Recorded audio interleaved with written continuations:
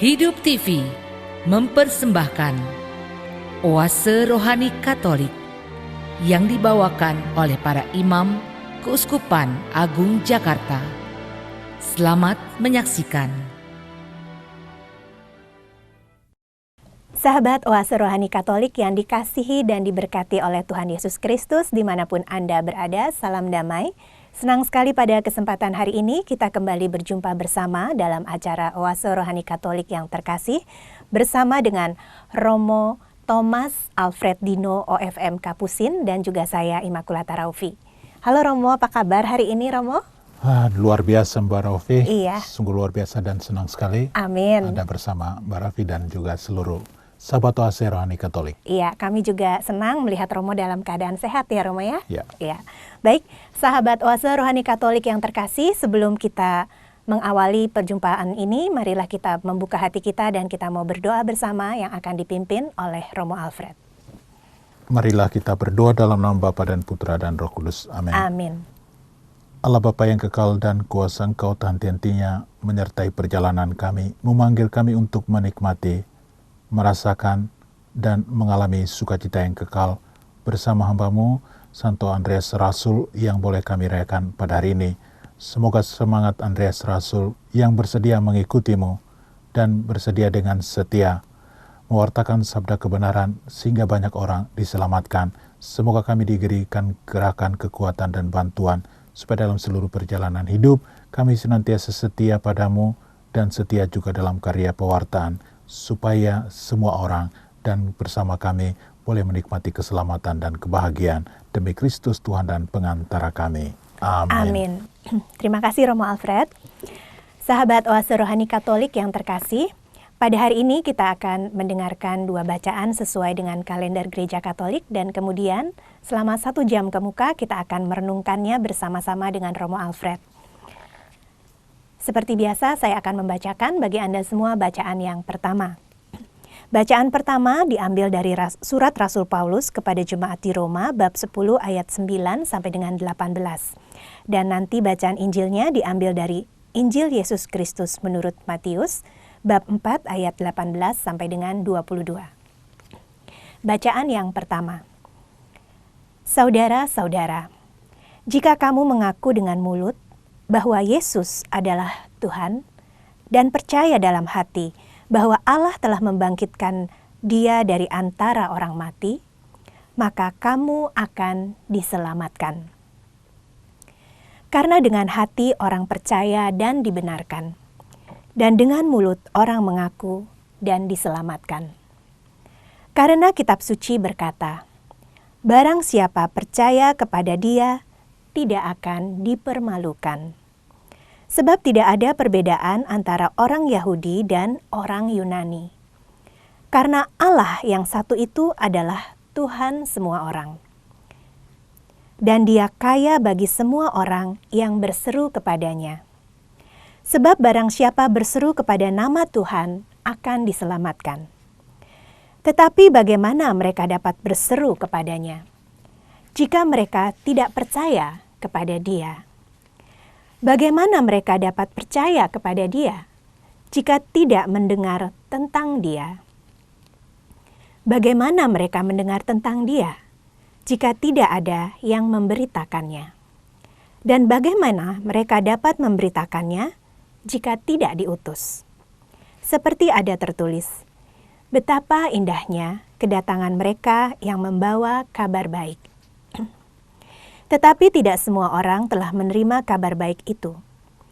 Yesaya sendiri berkata, Tuhan, siapakah yang percaya kepada pemberitaan kami? Jadi, iman timbul dari pendengaran, dan pendengaran dari firman Kristus. Tetapi aku bertanya, adakah mereka tidak mendengarnya? Sungguh, mereka telah mendengarnya. Suara mereka sampai ke seluruh dunia, dan perkataan mereka sampai ke ujung bumi. Demikianlah sabda Tuhan. Syukur kepada Allah. Sahabat Oase Rohani Katolik, setelah kita mendengarkan bacaan yang pertama, marilah dengan segenap hati kita menaikkan Mazmur tanggapan. Di seluruh dunia bergemalah suara mereka. Di seluruh dunia bergemalah suara mereka. Langit menceritakan kemuliaan Allah dan cakrawala memberitakan karya tangannya. Hari yang satu mengisahkannya kepada hari yang lain, dan malam yang satu menyampaikan pengetahuannya kepada malam berikut. Di seluruh dunia bergemalah suara mereka.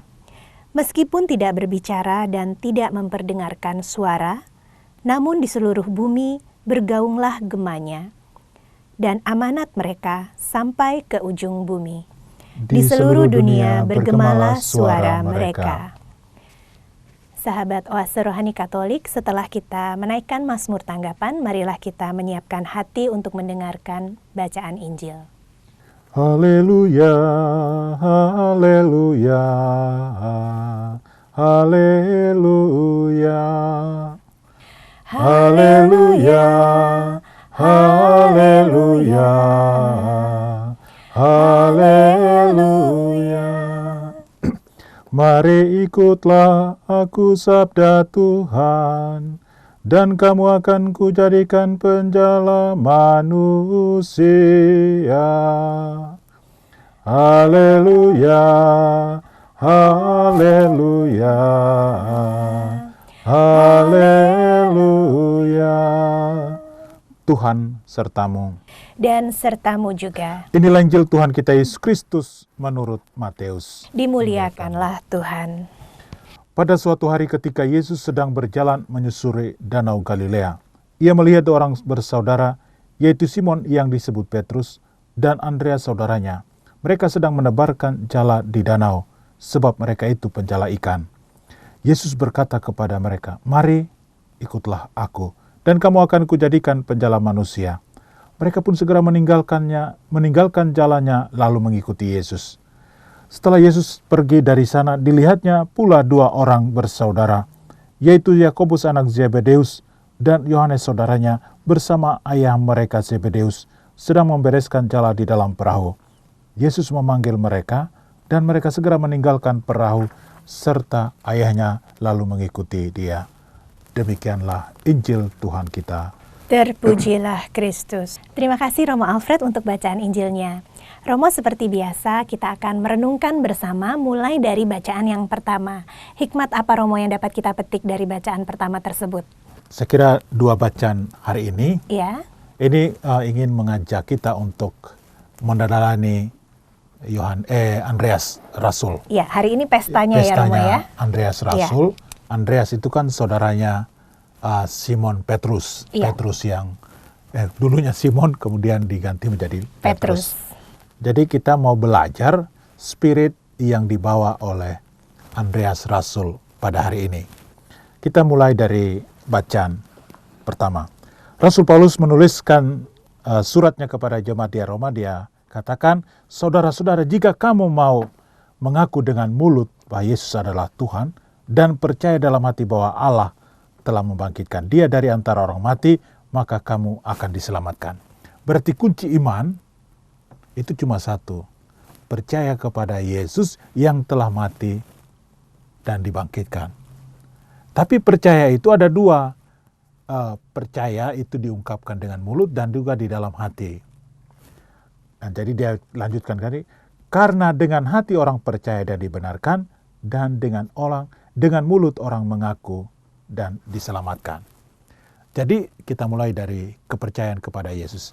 Jadi kunci dari kepercayaan, iman kepercayaan kita itu, mengapa kita mau mengikuti Yesus? Kan pasti ada alasan. Ya.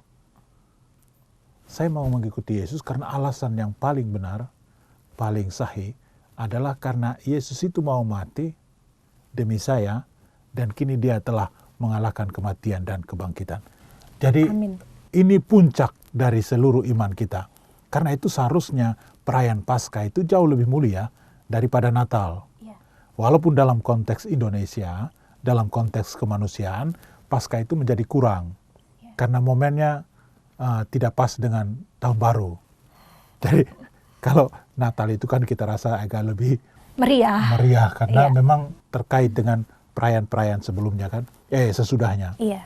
Tapi memang inti dari semua ini adalah karena kematian dan kebangkitan Yesus membuat kita itu percaya kepadanya. Kalau Yesus tidak mati dan tidak bangkit, sia-sia semua. Betul. Berarti dia sama seperti orang lain.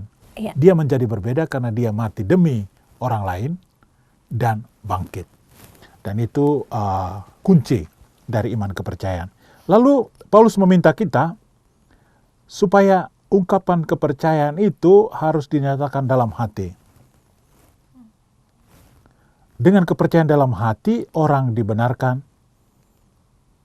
dan dengan mulut orang mengaku dan diselamatkan. Jadi begini, kepercayaan itu kan harus dari hati dulu. Saya percaya dengan dia karena kayaknya dari hati saya tahu dia ini baik. Tapi kalau saya hanya simpan dalam hati kan orang nggak tahu. Iya. Harus saya ungkapkan dengan mulut saya, memang saya mencintai kamu. Saya mencintai kamu karena ketersentuhan hati saya. Iya. Kepercayaan saya kan berarti dari dalam hati. Makanya dalam konteks apapun itu harus ada ketulusan hati untuk percaya. Dalam perjanjian disebut itu ketulusan hati untuk menandatangani. Misalnya dalam kejahatan, apakah orang itu berniat? Niat itu kan dari hati. Hati, iya. Ada niat dia enggak? Iya. Oh enggak ada, berarti enggak apa-apa. Tapi kalau ada niat dia, bisa dia layak untuk itu. Karena itu dalam konteks ini Rasul Paulus meminta kita. Karena itu kepercayaan kita bukan hanya sekedar doang, tapi memang harus dari hati supaya bisa mengubah seluruh mindset dirimu. Iya. Jadi kalau orang hatinya udah diubah, itu yakinlah bahwa dia itu jalannya benar. Tapi kalau hatinya belum, berarti nggak benar. Jadi karena itu Rasul Paulus katakan, iman itu harus dipercaya dalam hati, itu menjadi benar, dan diakui dengan mulut, dan orang menjadi selamat. Jadi kalau saya misalnya nyatakan cintanya, sayanya dalam hati doang, aduh saya naksir dia. Tapi nggak bisa saya katakan, berarti kan saya nggak dapat. Tapi dengan mengatakan, saya mengakui Yesus sebagai Tuhan, sebagai orang yang mati dan selamatkan. Udah, langsung saya selamat untuk itu. Amin. Nah, itulah konteks dari hati dan pengakuan dengan mulut tadi. Itu pertama yang perlu dikatakan dulu. Ya. Kemudian dalam konteks selanjutnya, Kitab Suci berkata, barang siapa percaya kepada dia tidak akan dipermalukan. Berarti apa? Jaminan. Kalau percaya kepada Yesus berarti tidak akan dipermalukan. Ingat, dalam konteks ini kita harus bedakan. Kadang-kadang kita percaya kepada Yesus itu dalam konteks di dunia itu kita kayak dipermalukan. Yang Paulus mau ngajak kita, dia tulis kepada orang jemaat di Roma, yang tidak dipermalukan itu nanti. Kalau misalnya di dunia ini kita mungkin dipermalukan macam-macam, gak apa-apa, itulah kita lewati. Tapi nanti kita akan memperoleh yang di surga namanya tidak akan dipermalukan. Mengapa? Kesetiaan iman kita dari hati, kita akui dengan mulut dan kita hayati dalam hidup, itu menjadi jaminan keselamatan itu. Jadi tidak ada lagi takut-takut. Yes. Kemudian dia mau menggabungkan. Rasul Paulus itu kan rasul yang keluar dari tatanan Yahudi. Ya. Dan dia mulai membuka karya keselamatan itu bagi orang lain. Di luar Yahudi ya? Di luar Yahudi. Ya. Suku pertama di luar Yahudi kan Yunani. Yunani ya. Tahu Yunani itu kan orang intelektual. Yang segala sesuatu harus pakai Bukti rasional. Ya. Dan mulai ada perbedaan. Sedangkan orang Yahudi merasa bahwa mereka itu yang satu-satunya diselamatkan. Kalau ada suku lain masuk, kamu masuk Yesus ini, kenal Yesus ini, kan dia orang Yahudi jadi kamu harus melewati saya. Berarti sudah ada kotak. Ada kotaknya orang Yunani, ada kotaknya orang Yahudi. Kata Rasul Paulus tadi itu, tidak ada orang Yunani, tidak ada orang Yahudi. Kalau orang yang percaya kepada Yesus itu sama. Jadi harus ditanggalkan, lepaskan perbedaan ini. Nggak boleh lagi kamu percaya kepada Yesus. Berarti iman kepada Yesus itu imannya orang Yunani. Imannya orang ini, suku ini. Karena itu gereja Katolik tidak pernah bilang gereja ini hanya untuk khusus suku ini. Nggak bisa. Karena kita dipersatukan menjadi orang yang percaya kepada Yesus itu harus satu. Nggak bisa ada perbedaan di dalam. Iya. Coba bayangkan Mbak, kalau udah mulai di kotak suku-suku, nanti kita kelahi terus. dan tidak ada persatuan di dalam. Karena itu memang Rasul Paulus menghendaki tidak ada orang Yunani, tidak ada orang Yahudi. Karena Allah yang satu itu adalah Tuhan untuk semua orang. Ini benar ini. Jadi misalnya kan kita percayakan Yesus saja. Bayangkan Mbak nanti buat kotak, oh ini untuk suku ini di dalam gereja. Iya. Coba nanti duduk, wah kayak saya duduknya di sebelah sana, kan agak gelap, nggak kena matahari. Yang satu lebih terang, dia di sebelah. Bayangkan kalau begitu, berarti kita membuat Tuhan itu terkotak-kotak. Iya. Seolah-olah ada Tuhan yang untuk suku ini, ada Tuhan yang untuk suku ini. Padahal kita kan satu. Iya, betul. Makanya saya senang sekali dalam gereja Katolik itu, tidak ada disebut gerejanya ini, tapi disebut gereja Katolik Santo ini. Iya. Dan semua orang Katolik masuk aja. Betul. Mau dia paroki mana ke, pokoknya masuk, ya kamu punya hak di sana. Iya. Nah, itu dalam konteks itu. Karena itu Rasul Paulus katakan, kita itu percaya kepada Yesus yang menyelamatkan kali. Barang siapa berseru kepada nama Tuhan akan diselamatkan. Tapi ingat, ketika kita menyerukan nama Tuhan, berarti ada prapaham. Artinya gini, kita harus kenal dulu dong. Iya, betul. Nah, saya mau kenal Mbak, harus tanya dulu. Kata pepatah Indonesia kan, Tak kenal maka tak sayang. pandai. Nyamber aja. Nyamber. Nah itu, saya harus kenal Yesus dulu, saya tahu dia macam mana dulu, baru saya akui dia dong. Betul. Saya menyatakan kepercayaan kepada dia karena mengenal. Dan Rasul Paulus katakan, kita yang sudah kenal Yesus ini punya tugas, punya kewajiban untuk mengabarkan tentang Yesus itu kepada orang lain. Biar orang lain itu tahu dan diselamatkan. Amin. Nah, contoh, misalnya mbahnya diam aja, tahu Yesus itu menyelamatkan, tapi nggak ngomong apa-apa. Berarti tanggung jawab mbah itu nggak ambil. Maunya sendiri aja. Padahal Rasul Paulus minta, jangan. Harus kamu ngomong.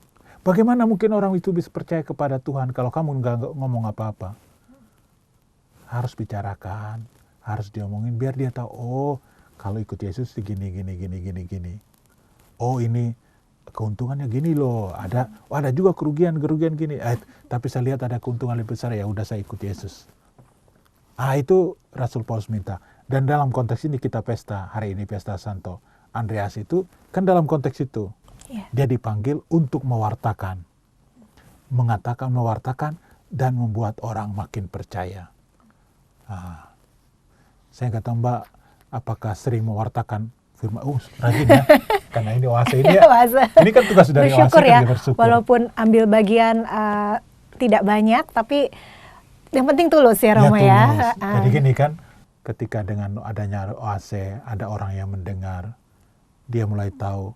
Dan kalau boleh itu dia juga menjadi oase bagi yang lain. Amin, ngomong. Betul Romo. Itulah menyalurkan keselamatan itu kan terus gitu. Iya, betul Romo.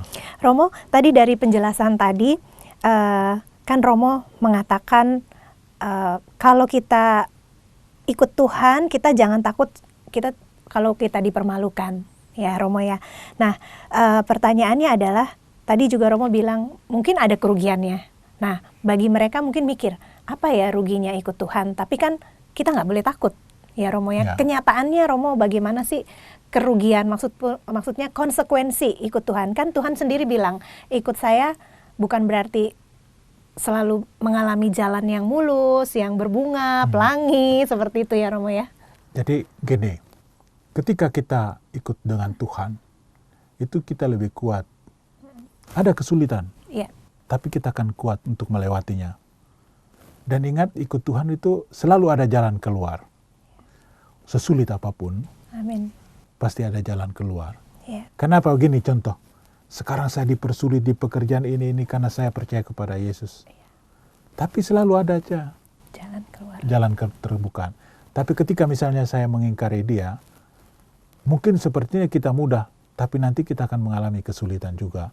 Itulah, nanti kita di sana kita tidak dipermalukan lagi.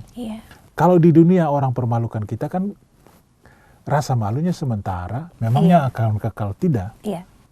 Tapi ketika kita percaya kepada Tuhan, kita akan mendapatkan berkat yang luar biasa dalam seluruh perjalanan ini. Amin, Romo. Amin. Terima kasih Romo untuk nasihat Romo yang meneguhkan kita semua ya, untuk mengikut Tuhan, walaupun ada kesulitan, percaya selalu pasti ada jalan keluar. Amin Pasti. ya Romo ya. Ya. Baik Romo. Nah Romo, setiap umat Katolik itu memang punya fungsi dan diutus ya Romo ya. Ya. Siapapun dia Romo, diutus untuk bagaimana Romo? Jadi setiap orang Ya. yang percaya kepada Yesus itu punya tugas panggilan untuk mewartakan sabda Yesus, mewartakan Yesus itu kepada orang lain. Ya. Bukan karena dia jabatan Romo, Iya. atau karena ketua lingkungan, Iya. atau karena seksi ini, seksi itu. Tidak. Kita semua orang yang percaya kepada Yesus dipanggil untuk mewartakan itu. Dengan mulut kita mewartakan, Iya. dengan perbuatan kita mewartakan. Itulah tindakan menjaring keselamatan. Semakin banyak orang selamat, semakin baik. Yes. Jangan kita selamat, tapi kita menjadi batu sandungan bagi orang lain yang mau selamat. Rasul Paulus sebenarnya nggak suka begitu. Ya. Makanya dia rajin sekali untuk pindah dari satu tempat ke tempat yang lain untuk menyalurkan itu. Hanya kan kadang-kadang kita nggak sampai di tahap itu. Iya, baik Romo. Romo, kalau misalnya mereka yang mungkin tidak pandai berbicara Romo, kan ada orang yang begitu, aduh saya nggak pinter ngomong nih, saya kalau berhadapan sama orang kayaknya kagok atau bagaimana. Gimana cara mewartakan Tuhan ya? Ya berarti kan bukan hanya dengan perkataan kan, Iya. bisa dengan tindakan-tindakan dia. Kita lihat aja Iya. ini Santa Tresia Iya. dari Kalkuta, Mother Teresa kan, Iya. Mother Teresa itu nggak pandai ngomong. Bukan ngomongan itu yang dilihat orang, Iya. tapi perbuatan dia. Perbuatannya. Jadi ketika orang melihat itu, pewartaan kasih itu mulai kelihatan. Dan dia karena menolong itu saking luasnya, orang merasa diselamatkan. Dan mereka percaya bahwa itulah kebaikan Tuhan dalam karya tangan dari Mother Teresa itu. Apakah dia sering khotbah di gereja? Kan enggak juga. Enggak. Tapi dia tiap hari mewartakan Tuhan itu. Lihat kata-katanya juga kan sejuk ya. Iya, betul. Bagus. Kita hanyalah pensil Iya. yang dipakai oleh Tuhan untuk melukis. Ya, untuk menulis ya. Menulis. Dan itu bagian dari proses itu. Kita bukan saja memakai kata-kata yang indah, kita mewartakan Yesus kan macam-macam caranya. Dan masing-masing orang kalau menggunakan cara yang sesuai dengan dirinya, itu sangat bagus. Iya. Jadi jangan juga dipaksakan dan jangan harus merasa berbicara tentang Yesus tuh hanya di mimbar. Ya, Tidak begitu ya tidak Romo ya. begitu. Tapi bisa dengan berbagai macam cara ya. Contoh misalnya, kan ada bulan kitab suci ya. Iya. Ada sharing di lingkungan misalnya. Iya, betul. Lalu, saya merasa tersentuh dengan perikop ini. Saya ceritakan pengalaman saya. Iya. It's okay. Iya. Jangan-jangan dengan kita bercerita di situ, oh saya pengalamannya sama ya. Oh berarti saya bisa keluar ini. Tapi coba misalnya kita diam aja. Iya. Pergi PI, pendalaman iman. Iya. Diam dari awal sampai akhir. Orang kan nggak tahu Lagi apa. Sariawan Oh, jangan-jangan Sariawan. Romo. Orang kan nggak tahu. Jadi kita nggak bisa tahu apa isi hati orang kan. Kita boleh mengakui. Tapi kalau kita nggak ungkapkan, berarti orang nggak tahu. Iya. Walaupun kata pepatah, dalamnya laut, boleh diduga ya. Dalamnya hati siapa tahu. tahu. Jadi Betul. taunya hati kita, dalamnya hati kita tahu. Itu kan dari mulut. Iya. Harus kita katakan biar orang tahu, oh itu dia maunya begini. Coba kalau kita dikunci Tuhan, mulut kita nggak bisa apa-apa, baru kita tahu soal pentingnya sebuah mulut kan. Iya. Betul Romo. Iya. Baik, terima kasih Romo. Romo, saya juga masih mau bertanya nih Romo. Di perikop tadi di ayat ke-17 Romo, ada perkataan ya Rasul Paulus yang ini sangat terkenal juga nih Romo. Tapi mungkin Romo bisa menjelaskannya biar orang bukan hanya tahu tapi lebih memahami. Jadi iman timbul dari pendengaran dan pendengaran dari firman Kristus. Jadi gini, Ya. iman itu kita akui di dalam hati. Hati ya tadi. Karena kita dengar. Oh ya. Dulu itu mendengar. Sekarang kan bisa membaca ya. Iya, bisa melihat juga. Iya, bisa melihat. Tapi dulu konteks orang dengar firman Tuhan itu karena dibicarakan. Oh. Jadi konteks zaman dulu itu pengajaran itu kita datang kepada guru, kita dengar. Bukunya itu dipegang oleh guru. Oh. Sumbernya. Iya. Jadi guru akan baca, ceritain, dengarin. Kita yang di situ yang dengar. Oh, Yesus itu ini konteks cerita, storytelling ya. Iya. Nah, gitu. Kita cerita, oh, berarti begini. Lalu apa yang kita ceritakan? Itulah firman. Jadi ketika kita menceritakan firman, orang dengar, berarti orang bisa percaya. Kalau sekarang, bukan saja dalam konteks mendengar, konteks melihat. Visual, mata. Mata sekarang kuat sekali. Iya. Dan ada juga yang mata dan telinga. Iya. Jadi visual sambil dengar. Audio. Oh, videonya kayak gini ya. Iya. Oh, orangnya kayak gini. Dia benar. Dia disembuhkan. Kamu lihat dari mana? Dari YouTube. Iya, betul. Berarti karya pewartaan juga boleh tidak dipenyebar, boleh juga menggunakan alat-alat itu. Iya. Karena apa? Orang perlu melihat, orang perlu mendengar, orang perlu merasakan itu, sentuhan itu. Iya. Baru setelah itu rasa percaya itu bisa muncul Bisa ya muncul. Romo ya. Kan sekarang misalnya YouTube kan sangat banyak. Iya. Orang kadang-kadang membuat YouTube dengan banyak-banyak variasi ya. Iya. Nanti orang bahkan buka YouTube itu, orang, oh iya, firman itu begini-gini. Coba sekarang hoax kuat sekali ya. Iya, betul. Mengapa? Karena mereka menggunakan itu untuk sarana bukan mewartakan firman Tuhan, tapi mewartakan ketidakbenaran. Betul, yang itu membuat orang resah. Iya, resah, ya, gelisah. Romo ya. Kalau kita orang yang percaya kepada Yesus, harus melewati itu, nggak boleh. Iya.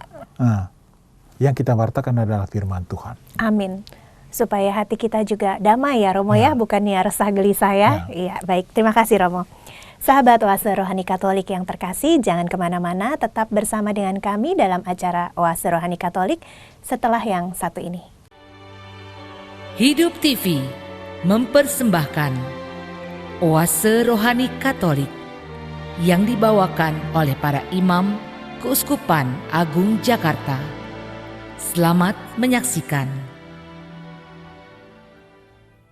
Sahabat Oase Rohani Katolik, dimanapun Anda berada, kita berjumpa lagi dalam acara Oase Rohani Katolik di sesi yang kedua dan masih bersama dengan Romo Alfred. Romo, tadi di sesi yang pertama kita merenungkan bersama bacaan yang pertama dan saat ini kita akan merenungkan bacaan Injil tadi, Romo. Kabar baik apa, Romo? Kabar gembira apa yang dapat kita petik dari situ?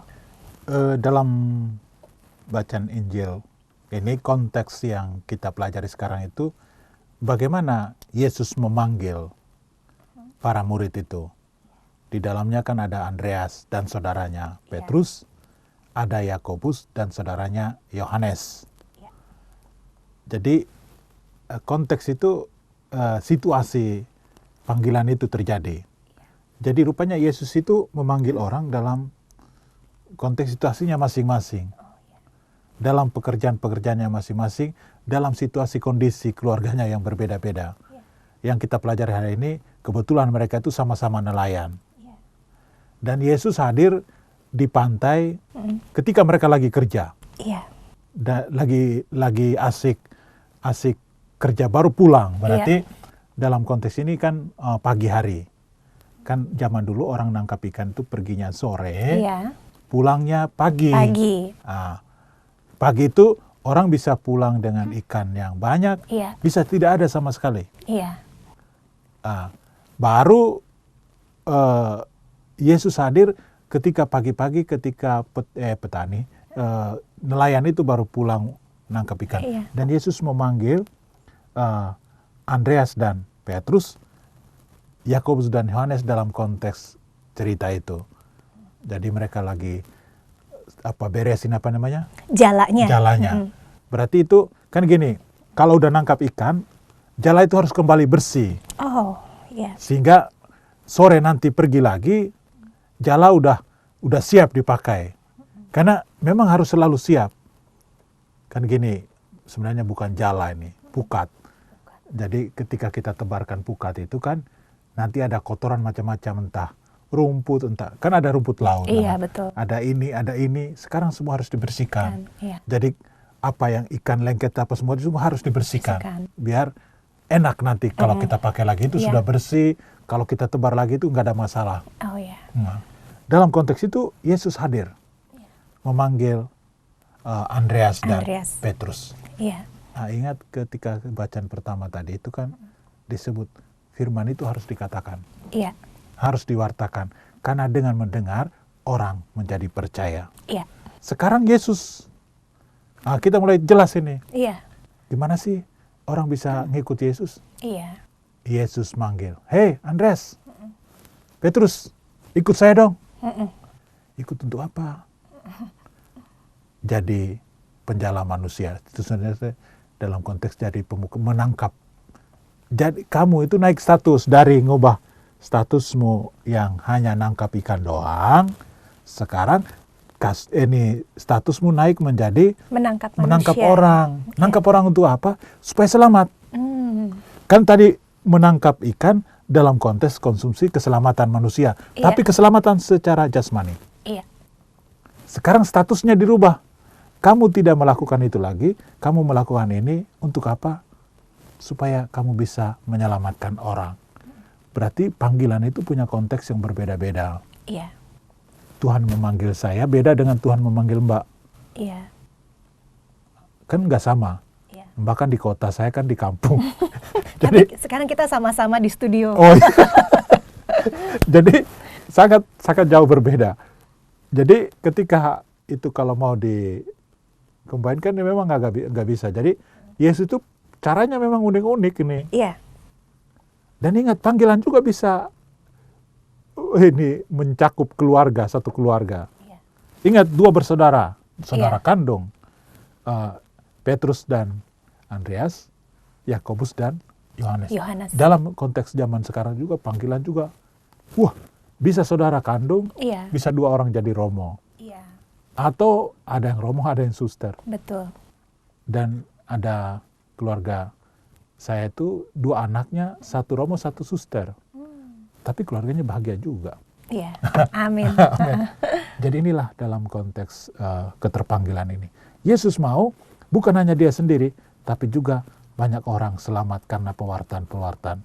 Karena inilah dia pilih orang-orang yang bagus, orang-orang yang teruji.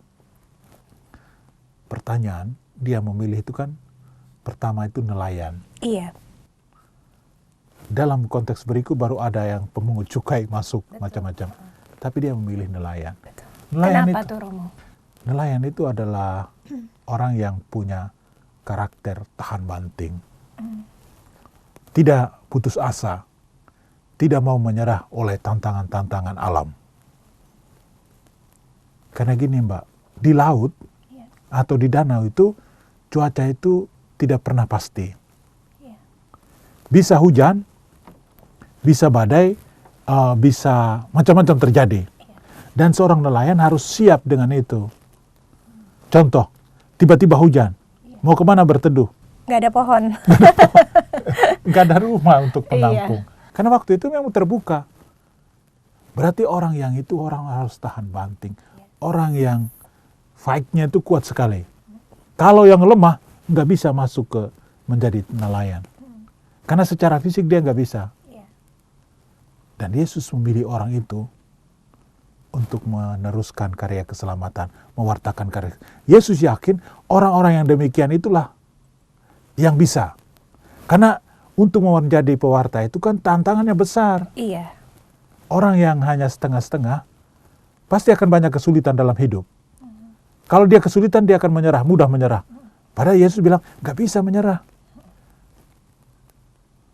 Karena itu dia milih, bagus bahwa dia pilih orang-orang nelayan ini yang sebenarnya secara intelektual mungkin belum mampu. Iya. Kan belum siap. Betul. Tapi secara karakter kejiwaannya itu udah ada. Tinggal didorong sedikit, udah bisa. Mantap. Mantap. Inilah dalam konteks kita pendidikan di Indonesia kan, kita itu kadang-kadang hanya ngisi orang di otak. Iya. Tapi tidak isi di jiwanya. Iya.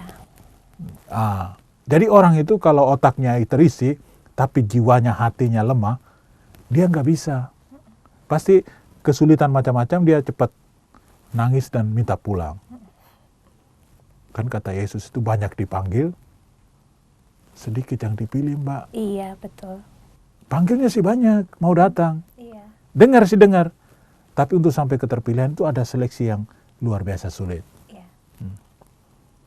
Oke. Dan itulah yang kita dengar dari bacaan ini. Ya, baik Romo. Saya tertarik nih Romo, banyak yang dipanggil tapi sedikit yang dipilih. Ini saya ingin bertanya dalam konteks panggilan sebagai imam. Mungkin pada saat belajar menjadi imam ada banyak ya yang ikut ya Romo ya di seminari ya. Mungkin ada puluhan, tapi kemudian yang dipilih oleh Allah sedikit ya. Itu ada cerita nggak Romo sharing iman buat menguatkan anak-anak muda yang mungkin merasa terpanggil sebetulnya tapi dia ragu atau dia takut atau dia banyak pertimbangan supaya mereka bisa seperti murid-murid Tuhan ini, begitu dipanggil langsung oke.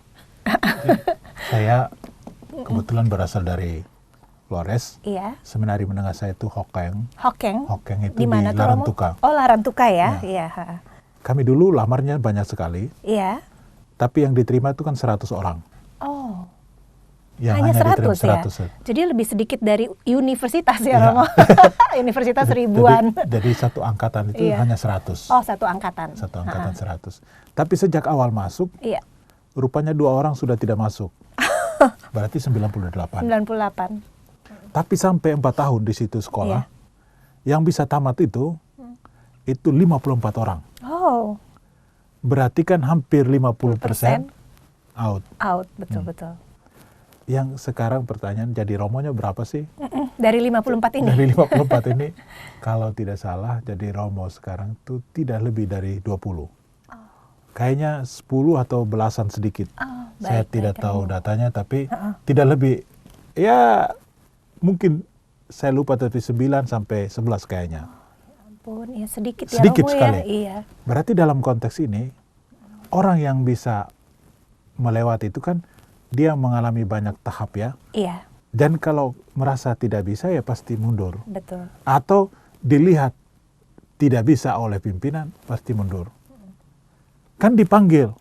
Tapi dalam panggilan itu harus ada yang dipilih. Bukan kita yang memilih. Betul. Tapi dipilih. Dipilih oleh Tuhan melalui pimpinan-pimpinan itu. Makanya kadang-kadang orangnya hebat secara intelektual, tapi tidak bisa jadi romo. Iya. Karena nggak bisa, karakter dia nggak bisa masuk di situ. Iya. Nah, kadang-kadang orang yang nakal-nakal malah banyak yang jadi romo juga, yang nakal-nakal itu. Atau yang mungkin kadang-kadang ada yang kurang. Iya. Seperti kita tahu Santo Yohanes Maria Vianney. Iya. Kan terbuang, romo yang terbuang. Iya. Yang uskupnya bilang, aduh romo kayak gini nggak bisa. Saya lempar aja ke kampung, ke daerah. Pedesaan ya. Pedesaan. Tapi apa yang terjadi? Cara Tuhan itu kan unik ya. Iya. Ketika justru dia dilempar di desa, justru dia memanggil orang untuk mendapatkan keselamatan. Tuhan. Karena dia punya keunggulan yang bukan ada di otaknya, tapi ada di hatinya, jiwanya. Ya. Jadi memang inilah uniknya dalam mengikuti Yesus kan gitu. Bukan dalam konteks harapan manusia, dalam konteks pikiran manusia, tapi dalam konteks pikiran dan rahasia Tuhan sendiri. Iya. Baik Romo, apa yang Romo sampaikan ini ya pastinya menyemangati kaum muda ya Romo ya, bahwa ya yang dilihat manusia itu bukan yang dilihat Tuhan ya Romo ya. Tuhan melihat hati dan jiwa kita ya. Dan ingat, ini kan konteks panggilan yang sudah tua. Iya. Sekarang juga banyak Romo itu sudah lama kerja. Iya. Oh iya, betul. Udah lama kerja, udah menikmati status yang luar biasa di dunia sekular. Di perusahaan-perusahaan. Betul. Toh mereka masuk juga. Iya. Berarti kan kadang-kadang di luar jangkauan pikiran manusia. Iya. Kan orang umum mengatakan kalau jadi Romo itu kan setelah tamat SMA harus masuk seminari, gini. Tapi ingat, ada orang sudah mapan, sudah enak hidup, lepaskan semua hanya untuk jadi Romo. Iya. Berarti inilah konteks panggilan itu memang unik yang nggak bisa diselami oleh Pikiran manusia pikiran ya. manusia. Baik. Kalau Romo Alfred sendiri, gimana awalnya Romo bisa merasa terpanggil dan akhirnya bisa setia dipilih Tuhan? Saya itu tertarik jadi Romo itu karena Romo paroki. Oh, Romo paroki. Dulu di Ya. paroki mana, Romo? Saya di Lembata. Lembata. Lembata itu Lembata. tempat penangkapan ikan paus. Oh, Saya itu dulu suka sekali dengan Romo paroki saya yang baik luar biasa. iya. Kalau dia datang ke kampung itu selalu bagi permen. Oh, Dan rupanya kebaikan dari Romo paroki itu menginspirasi juga kita yang kecil-kecil. iya. Jadi kita akhirnya, oh enak jadi Romo. Tapi itu kan pilihan sendiri. Iya. Nah, dalam konteks sekarang itulah makanya ketika kita mau mewartakan yang baik, bukan hanya mulut saja, tapi juga dengan perilaku-perilaku yang Perilakunya, ya. baik. Biar kalau makin banyak orang melihat kita, merasakan sentuhan kita kan, dia akhirnya tersentuh untuk masuk dan mau ikut kita. Iya, betul. Kan kalau saya mau ikut orang kan harus ada tahu dulu dong. Ketertarikan Nah, ya, Romo, ketertarikannya. ya. Iya, betul. Kalau nggak tertarik nanti kita menderita. Iya. Itulah manajemen di perusahaan manapun sekarang kan membangkitkan ketertarikan dengan perusahaan. Oh, iya. Membangkitkan ketertarikan dengan ini, dengan itu. Semua harus kita ceritakan yang baik Iya. supaya orang tahu kita. Oh, kalau ikut ini harusnya gini, gini, gini. Dan Yesus lakukan itu. Iya. Dan ingat banyak juga orang yang ikut dia. Karena apa? Rasa tertarik itu muncul karena sudah tahu, udah merasakan enaknya. Iya, betul. Mengalami kasihnya Tuhan itu ya, mengalami Romo ya. kasih Tuhan. Iya. Berarti perusahaan-perusahaan ataupun pribadi-pribadi harus benar-benar belajar dari Tuhan Yesus ini. Iya. Marketing andalan. Memang. Kan marketingnya kan Iya. keunggulan di situ. Iya. Kita boleh ceritanya macam-macam, Iya. tapi orang tidak merasakan sentuhan itu nggak bisa. Iya. Tapi ketika kita menyentuh dia dari hatinya secara Iya. baik, orang merasa itu bagian dari apa, pasti dia akan memberi kepada kita luar biasa. Iya, betul Mengapa sekali, kita Romo. mengikuti Tuhan? Iya. Karena kita merasa itu bagian dari hidup yang nggak bisa kita ngomong, Iya, betul. tapi kita rasakan sungguh luar biasa.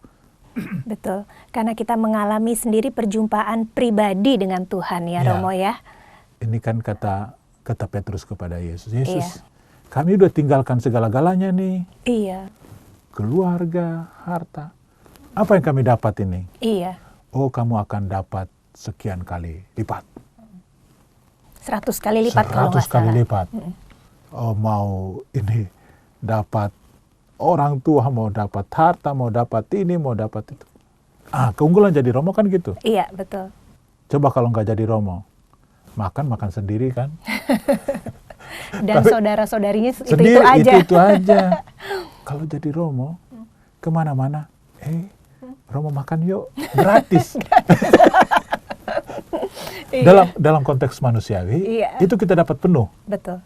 Walaupun nggak punya apa-apa, tapi kemana-mana dijamin. Iya. Kenapa? Itulah keterjaminan yang disediakan oleh Tuhan. Tuhan sendiri. Nah, Tuhan bilang, kamu ikut aja, nggak usah kamu banyak protes deh. Ikut aja ini. Toh ketika kita ikuti, aman juga, enak. Betul. Seperti panggilan di dalam cerita ini Iya. ya, Romo ya. Dalam bacaan Injil kita Iya. hari ini ya.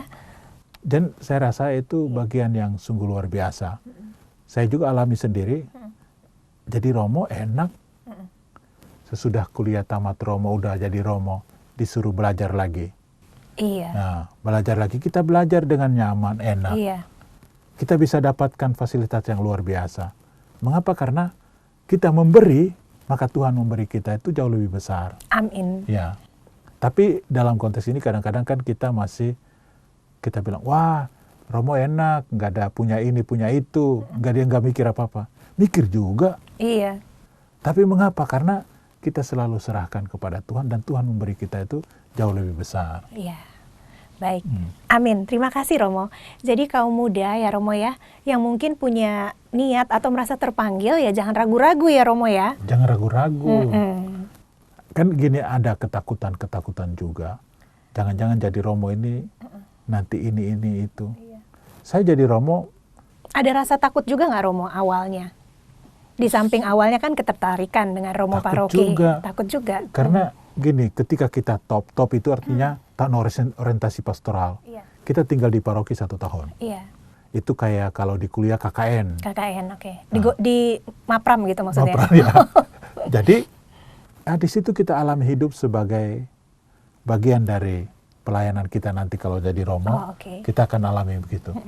Saya alami paroki yang cukup jauh, sulit, kolekte sedikit. Saya harus pakai motor butut. Iya. Pergi ke kampung itu, kita masuk bengkel pakai bon dulu. Iya, aduh. 1 minggu kita keliling. 1 minggu keliling di daerah, di stasi-stasi namanya. Pulang, belum tentu kita mampu bayarin bon yang tadi. Iya. Ada sulit. Kadang lewati jalan yang susah, lumpur. Motor nggak bisa bergerak. Aduh, iya Romo. Harus motor gede ya. Motor waktu itu motor Win. Motor. Yang kalau masuk lumpur mati dia. Aduh, iya. Tapi itulah tahap. Yes. Kita harus lewati itu. Saya rasakan sekarang, gara-gara itu saya menjadi lebih kuat. Amin. Jadi kalau misalnya ada hadapi sulit, saya bilang, wah dulu kan udah dilewatin semua. Iya, Seharusnya kalau saya tidak tahan ya udah keluar aja kan. betul. Tapi kan enggak juga. Itulah bagian dari proses pendidikan itu.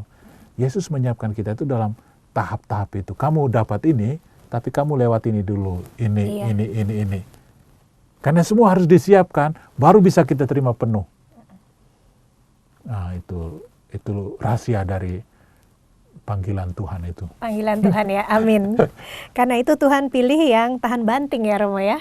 Ya, Tidak ya. mudah menyerah. Tidak mudah menyerah. Iya. Kalau yang mudah menyerah, susah. Kalau kami di daerah itu kan banyak tantangan alam. Iya. Kalau di kota kan tantangan dunia. Iya. Kalau di daerah itu tantangan alam. Tantangan Dan alam. kita harus melewati itu untuk tahap pemurnian. Iya, baik Romo. Nah Romo, saya tertarik dengan Ordo Romo nih ya. Ya. Karena kita juga konteksnya sedang membicarakan tentang panggilan. Tadi saya tertarik kan OFM Kapusin. Ya. Iya, biasa kan OFM saja. Mungkin Romo bisa menjelaskan secara singkat aja ini, dan siapa tahu ada sahabat Oase Rohani Katolik yang pemudanya itu tertarik bisa masuk Ordo Romo. Iya. Kalau OFM itu ada 3. Ada 3. Oh, Iya. oke. Ada OFM konventual. Iya. Kalau di Jakarta itu di Sunter. Mm-mm. Ada OFM yang kalau di Jakarta lebih dikenal dengan Vincentius. Oh iya, iya. Jadi sering pengelola Vincentius. Iya. Lalu ada namanya OFM Kapusin. Oh, ini Romo ya. Kalau OFM konventual itu pusatnya di Sumatera Utara. Oh ya. Nah, kemudian yang OFM ini ada 2, 1 Jakarta, 1 Papua di Jayapura. Jayapura. Nah, Oke. Kalau Kapusin itu ada 3. Oh, 3 lagi. 1 di Pontianak Kalimantan Barat, Oh, oke. 1 di Medan, dan 1 di Sibolga Sumatera Utara, sama-sama di Sumatera Oh, Utara. sama-sama ya. Oke. 3 ini spirit Mm-mm. yang dibawa adalah spirit Fransiskus Assisi. Oh ya. Kenal Fransiskus Assisi kan? Pasti kalau orang Katolik ya. Orang Katolik. Yang biasa Terkenal sekali. sekarang di Jakarta lagi ngetren berkat-berkat binatang. Iya. Bulan Oktober. Bulan Oktober. Itu spiritnya dari Fransiskus Fransiskus Assisi. Assisi. Yang mencintai Makhluk hidup ya, makhluk Romo hidup. ya.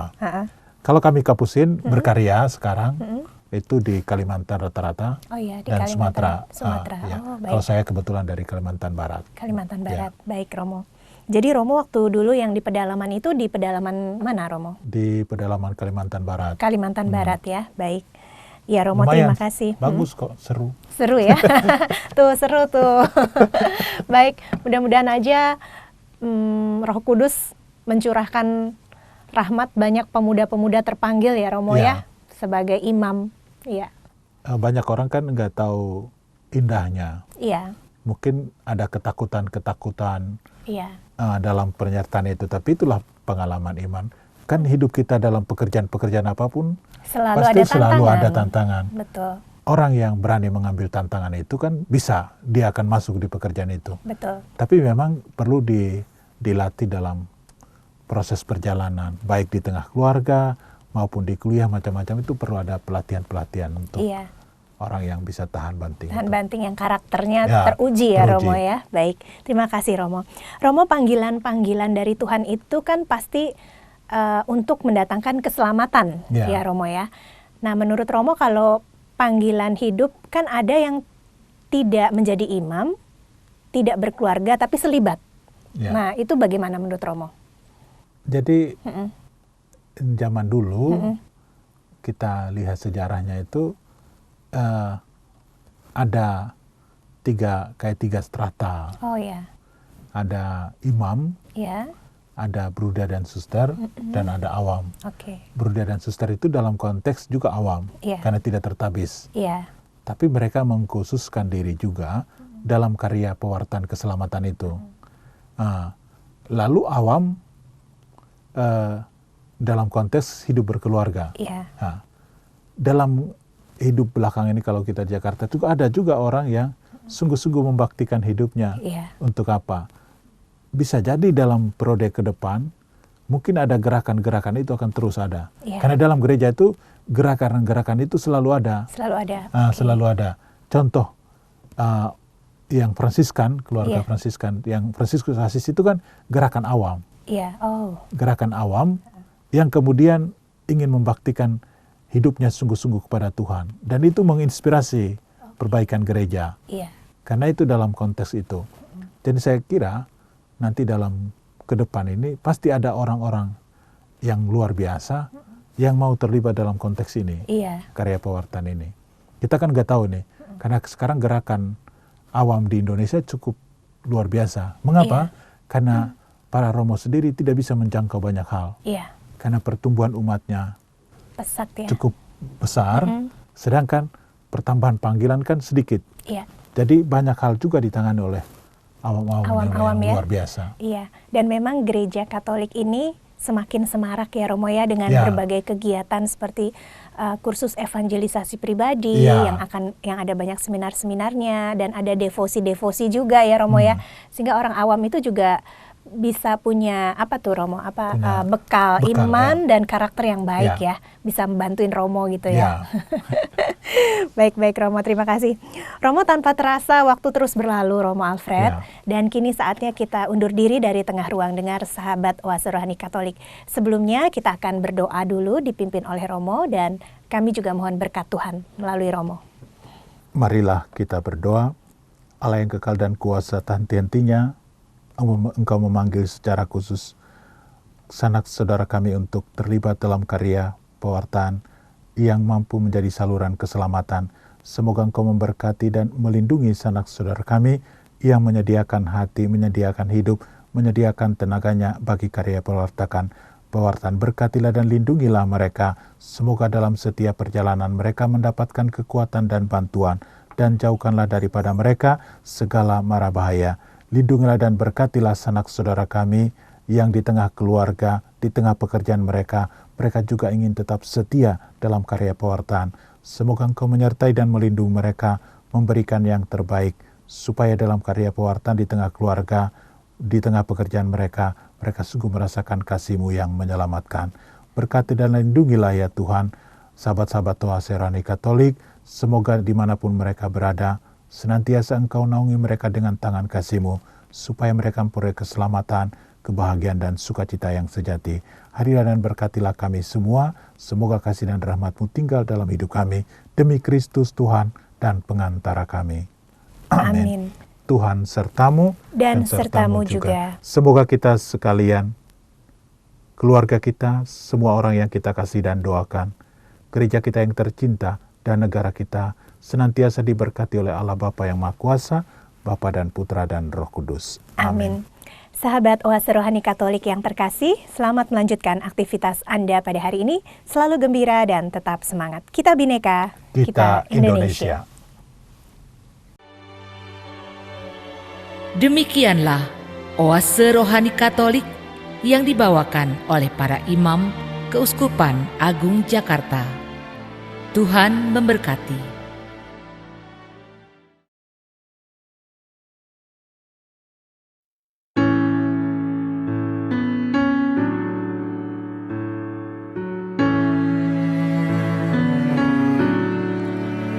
Take me, Lord, into your heart. Take me, Lord, till I'm fulfilled. Save my life, for you are God. I survive, 'cause you are near. You're the one that I adore. Fill my cup so I'll be blessed. And you know I need you more. Come, oh Lord, into my heart. Lord, I love you. Lord, I need you. My Lord, oh, hold me tight. Lord, I praise you. Lord, I worship you. Bless me, Lord, for you are great. You're so kind, oh Lord, in all my life, that I will love you always. Bring me home for all my hardship, so we all will see the light. Oh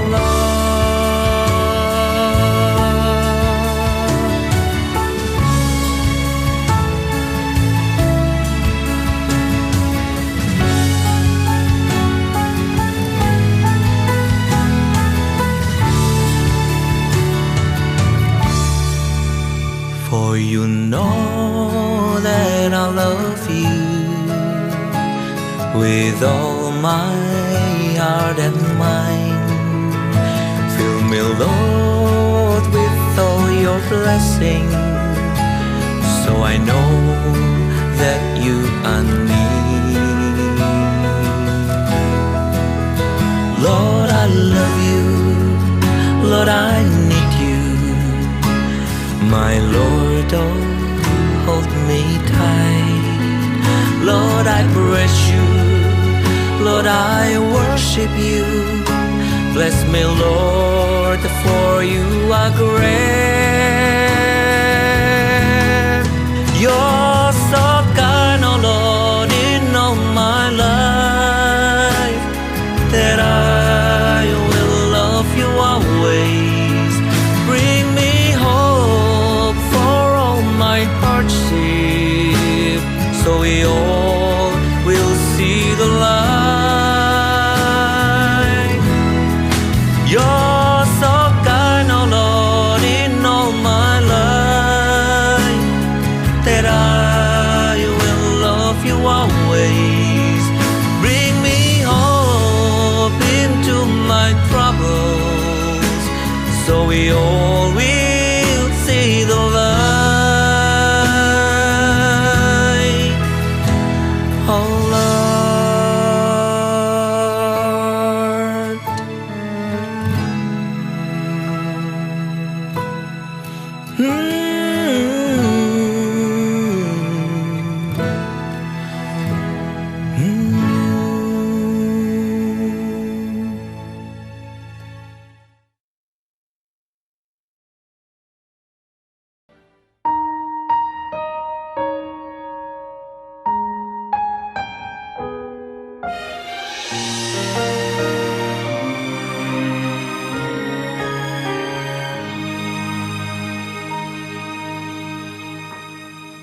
Hari ini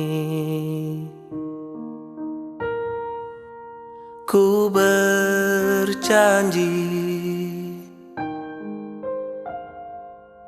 di hadapan altar suci,